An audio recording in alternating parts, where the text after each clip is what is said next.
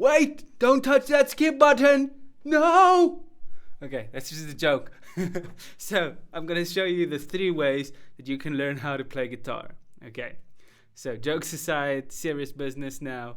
I'm going to teach you how the 3 ways that you can learn how to play guitar. Now, there are basically 3 things you can do. You can go get a private teacher. Okay, this is if you want to get better, if you want to get out of your rut. If you're just fine with the chords that you know now, then don't watch this video. But if you want to get better at guitar, then keep watching. Okay, so there's 3 things you can do. You can get a private teacher, traditional way. Pros and cons to that, which I'll talk about. You can take an online course, or you can just watch YouTube videos.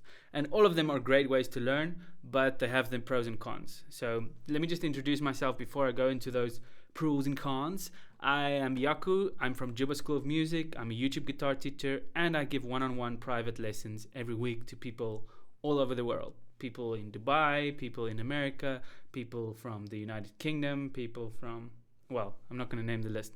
But anyway, I have a handful of students, about 20 students, and I give lessons like that. So that's my history. I've been giving lessons for about 12 years, been playing for about 20-something years, and I really love what I do. I wouldn't trade it for anything.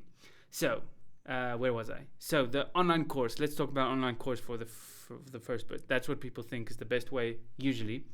It's usually pretty cheap, pretty affordable, and it's got a nice curriculum. So the lessons are planned out one after the other, so you know everything that you learn is going to be in sequence, and you can trust the system to get you from not being able to play to kind of knowing what you're doing, or to get better at a certain skill. Websites that have good free courses are like Justin Guitar. Some YouTubers have free guitar playlists and things. And some good paid courses are like the Guitar Tricks website. Justin Guitar also has some paid kind of options, and Andy Guitar and those guys. Swift Lessons has got some nice stuff. Marty Music has got some cool courses. So all of these guys have like the courses, and you already know about them probably. You can also do some courses on Udemy. And the pros to this thing I've already talked about, but the cons are, it's sometimes, like the other day I bought a course for one of my students. He bought it and I also bought it so that I can work through it with him. But then the guy taught like 20 chords before he started teaching one way to apply those 20 chords, right? One song or one riff or something. And that's kind of irritating for me, because like you can play songs with 2 chords. So in a beginner guitar course, you don't want to learn 20 chords before you start learning a song. You learn 2 chords or 1 chord, and then you start playing a song, and then you add another song with another chord, right? So that's kind of the thing for me. It's kind of irritating for me for courses sometimes. But if you get a nice course that's very song based and the thing progresses very nicely, that's a really good option. And the other con is you don't really have feedback, so you can obviously hear what it sounds like, but sometimes you develop a bad technique, a bad way to press the chords, and it might work against you later in your playing when you start to learn more intermediate level stuff, right? So most systems are also not tested with real students. So once you start to apply the course to start to use it to teach a student, you'll see that it's actually very stupid the way the course is laid out, because the course probably wasn't tested a lot. Okay, that's a lot of the times what happens, because a lot of these big name guitar teachers, they start creating courses and then they stop taking lessons because their courses are selling, so they don't need to give private lessons anymore, so they just give course lessons. But giving lessons online is way different than teaching somebody in person, because you really find out that, wow, the student is going to have a question mark about this part, or he's going to have a question mark about this part. That's why Marty Music is such a great guitar teacher, because he's got years and years of giving private lessons. Okay, so the second way is with a private teacher. Now, obviously people think this is best because it's most expensive, but it depends if you get a really good teacher. So the pros is obviously you have personalized lessons, so lessons tailored specifically to what you enjoy and the music that you like listening to and the songs that you are listening to this week. You can learn at your lesson, right? You can email your teacher and say, hey, teach me the song this week. I'd really love to learn it. And then what I do with my students is I make Spotify playlists for them. They add songs to the playlist, and I pick off the playlist songs that I want to teach them. And that works really well because they're really inspired to learn those songs that they've been listening to that week. And they learn guitar much faster that way, I think. And we've been getting some good results over the years.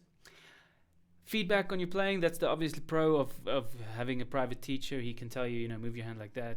And I give lessons over Zoom, and that's just as effective. So the cons of a private guitar teacher is the difficulty sometimes in finding a really good one. You don't want to come for a trial lesson and then be like, that's not what I'm looking for. You don't want that to have that conversation all the time. And to find somebody that really knows what he's doing, has got experience, and is willing to adapt to what you want to learn and the way you want to learn it, that can be hard. Like, I've had a couple of teachers in my life, and some of them just have like their thing that they do, and this is how they teach. And that's not really fun. So that can be a challenge. And to find a good guitar teacher is obviously going to be expensive. Now, the pro side of paying a lot for guitar lessons is you are very motivated to learn. So if you have a big investment, then you're more likely to show up for your lessons, to not skip lessons, or to not practice what you guys agreed to practice for that week. So that's the kind of the pro side of having to pay for lessons. You are going to improve. It's like a gym membership, right? You commit to paying that hefty fee because that will force you to practice. You're not going to sit at home and think of all that money that's just going to waste. Okay, so YouTube videos, that's the third way to learn. Just to Google YouTube videos and just to follow certain channels and things. And that's good, but the thing with that is, let's just talk about the pros first. The pros is there's a massive library. That's like the best library you can get.